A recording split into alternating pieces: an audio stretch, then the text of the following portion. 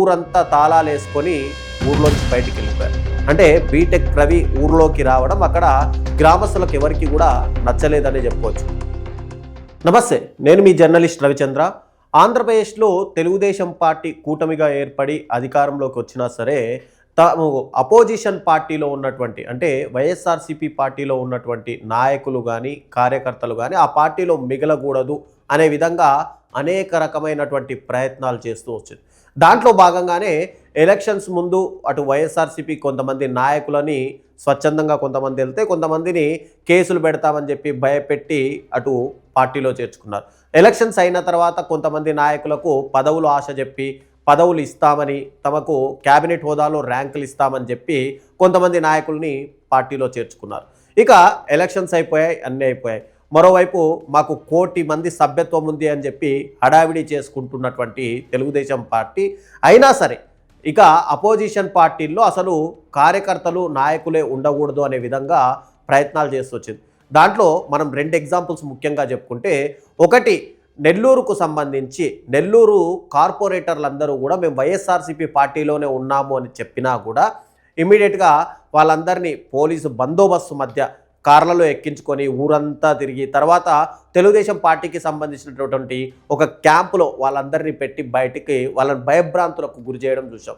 అదంతా మనస్తాపానికి గురైనటువంటి నెల్లూరు మేయరు ఇమ్మీడియట్గా తన పదవికే నేను రాజీనామా చేస్తాను, తన వల్ల ఇతర కార్పొరేటర్లు ఇబ్బంది పడకూడదు అనే విధంగా ఆమె చెప్పింది. అంటే ఇక్కడ తెలుగుదేశం పార్టీ యొక్క స్ట్రాటజీ ఎలా ఉంది అంటే ఇతర పార్టీల్లో కార్పొరేటర్లు ఉండకూడదు, మేయర్లు ఉండకూడదు, అసలు ఎలాంటి నాయకులే ఉండకూడదు అనే విధంగా పావులు కలుపుతుంది. ఇక మరో ఎగ్జాంపుల్గా చెప్పుకుంటే అటు వైఎస్ఆర్సీపీ అధినేత మాజీ ముఖ్యమంత్రి జగన్మోహన్ రెడ్డి గారి నియోజకవర్గమైనటువంటి పులివెందుల్లోని వేంపల్లె మండలం అమ్మాయిగారిపల్లె ఊర్లో రీసెంట్గా అక్కడ టీడీపీ ఇన్ఛార్జ్గా ఉన్నటువంటి బీటెక్ రవి ఆధ్వర్యంలో ఒక 3 కుటుంబాలు తెలుగుదేశం పార్టీలో చేర్చుకోవాలని చెప్పి ప్రయత్నాలు జరిగాయి. ఓకే, నియోజకవర్గాల్లో ఎవరు ఏ పార్టీలో ఉన్నా ఎవరు అభ్యంతరం చెప్పారు, ఎందుకంటే వాళ్ళకు స్వచ్ఛందంగా తెలుగుదేశం పార్టీలోకి వెళ్ళాలని ఉంటే గనక ఎవరు అభ్యంతరం కూడా చెప్పారు. కానీ ఇక్కడ 3 కుటుంబాలు తెలుగుదేశం పార్టీలో చేర్చడానికి బీటెక్ రవి కూడా అమ్మాయిగారిపల్లి ఊరు వస్తే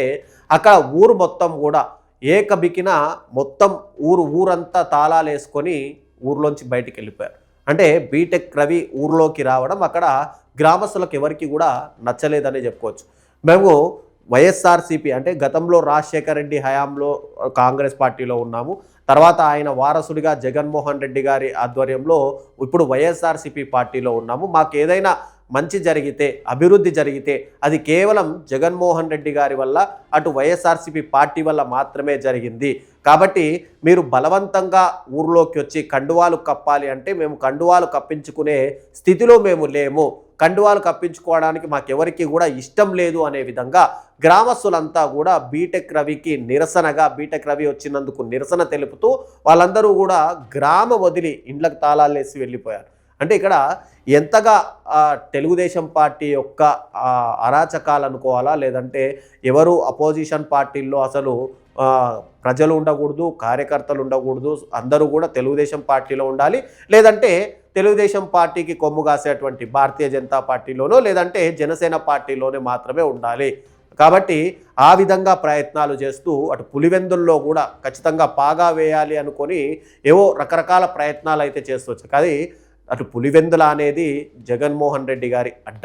అక్కడ ఎన్ని రకాల ప్రయత్నాలు చేసినా కూడా అవి చివరికి రివర్స్గా అటు తెలుగుదేశం పార్టీకే వచ్చాయి. కాబట్టి ఇప్పటికైనా రాష్ట్రంలో అపోజిషన్ అనేది ఖచ్చితంగా ఉండాలి. ఏ రాష్ట్ర రాజకీయాలు చూసినా కూడా అలాంటిది అపోజిషన్ లేకుండా నాయకులను వాళ్ళని ఇబ్బంది పెట్టి అక్రమ కేసులు పెట్టి కొంతమందిని జైళ్లలో వేసి కొంతమందినేమో ఇబ్బందులు గురి చేసి పార్టీలో చేర్చుకోవడం, లేదంటే కొంతమంది నాయకులు ఎవరైనా సోషల్ మీడియా యాక్టివిస్టులు అటు ప్రభుత్వం పైన మాట్లాడితే వాళ్ళందరినీ అక్రమ కేసులు పెట్టి అరెస్టు చేయడం, ఇప్పుడు గ్రామాల పైన పడిపోయారు తెలుగుదేశం పార్టీకి సంబంధించినటువంటి నాయకులందరూ కూడా.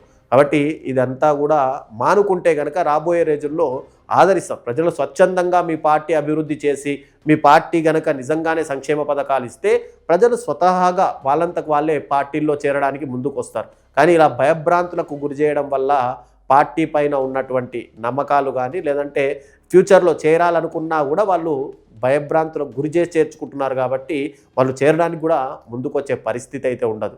ఇది ఖచ్చితంగా గుర్తుపెట్టుకుంటారని అందరూ ఆశిస్తున్నారు.